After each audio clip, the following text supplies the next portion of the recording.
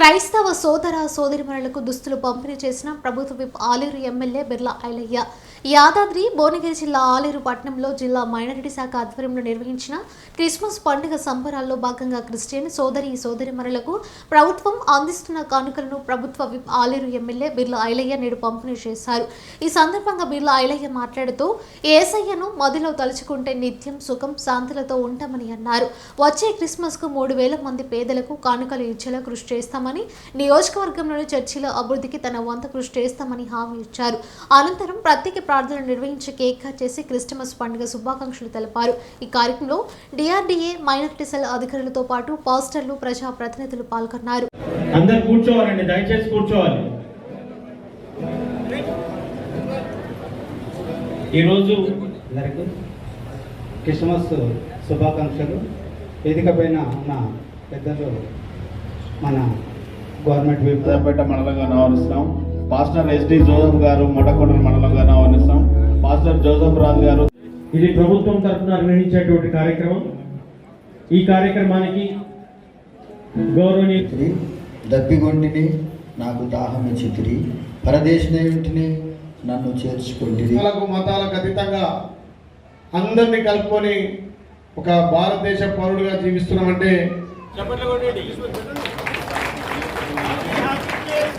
Merry Christmas. Happy Christmas.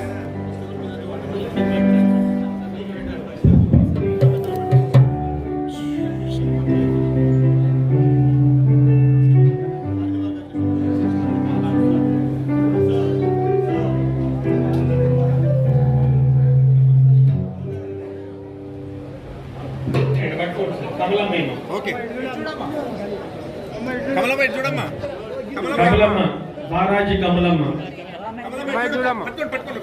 పట్టుకోమ్మా. నీ పేరేమ్మా? రేణుమా. పట్టుకోమ్మా, పట్టుకో. Christmas శుభాకాంక్షలు తెలియజేస్తూ హల్లెలూయా హల్లెలూయా గట్టిగా అట్లే రాగలేదు నేను. హల్లెలూయా. అక్కడ ఉన్నటువంటి యేసయ్యకి వినిపియాలి happy Christmas, happy Christmas, merry Christmas. 2023 ఈ ప్రభుత్వం నిర్వహిస్తున్నటువంటి ఒక ప్రేమాభావం, సోదర భావంతో అందరం ఒక చోట కూడి ఇవాళ ఈ పండుగ వాతావరణంలో ఆ యేసయ్యను స్మరించుకుంటూ కొంతమందికి ఈ గిఫ్ట్లు అనేది ఒక సాంప్రదాయంగా ఆలయ నియోజకంలో ప్రభుత్వం నుంచి 1,000 మందికి గిఫ్ట్లతో పాటు వారికి ఒక చోట అందరం అన్నదమ్ముల అక్కజల లెక్క భోజనాలు చేసి క్రిస్మస్ను ప్రతి గ్రామంలో ఘనంగా నిర్వహించుకోవడం కోసం ఆ యేసయ్య ఇప్పుడే చెప్పిన పెద్దలు ఎక్కడ పుట్టినని కాదు, ప్రపంచ శాంతి నెలకొల్పి శాంతి, ప్రేమ, దయ, కరుణను చాటి చెప్పినటువంటి ఆ యేసయ్యను మనం మదిలో తలుచుకుంటే నిత్యం సుఖ సంతోషాలు ఉంటాం. ఆమీన్. మరి ఎవరు సపోర్ట్ చేస్తలేదు? అలాంటి మా దైవమైనటువంటి యేసయ్యను ప్రతి సంవత్సరం నేను కూడా అనుకుంటా ఎప్పుడు వస్తుందా డిసెంబరు, ఎప్పుడు అందులో పాల్గొనాలి అని చాలా సంతోషం అనిపిస్తుంది. ఒక మాటలో చెప్పాలంటే ఇవాళ ఈ వేదిక మీద అంటే ఇక్కడ నుండి మైనార్టీలు కానీ, ముస్లింలు కానీ, క్రిస్టియన్స్ కానీ, హిందువులు కూడా 100% మా బిడ్డ అని చెప్పి నన్ను ఆస్వాదించి ఇవాళ ఈ ప్లేస్ కూర్చుంటే ఆ యేసయ్య ఆశీర్వాదం చెప్పి చెప్పక తప్పదు. ఇప్పుడే మా పెద్దలు, మా చైర్మన్ గారు చెప్పారు మా కుర్మ బిడ్డ అంటున్నాడు. నేను కుర్మ బిడ్డతో పాటు మీ అందరి బిడ్డను, ముఖ్యంగా యేసయ్య బిడ్డను. యేసయ్య అంటే ఫస్ట్ ఎవరు కనిపించిండు? గొర్రెల కాపరి కుర్మ కనిపించిండు, అంతేనా కదా? అలాంటి వంశంలో పుట్టాను నేను. మీ అందరి సేవ చేయడం కోసం నన్ను యేసయ్య పంపించిన అనుకుంటున్నా. మా డాక్టర్ చెప్పారు మరి మా తమ్ముడు ఉందా అంత గొడగొట్టుకున్నాడు. నా తను ఏం లేదు, మా యేసయ్య దీవెన, మా ఆలయ ప్రజల ఆశీస్సులు మాత్రం నాకున్నాయి. ఇంతమంది ఆశీస్సులంగా ఏది కూడా అవసరం లేదనిపిస్తుంది, అంతేనా కదా?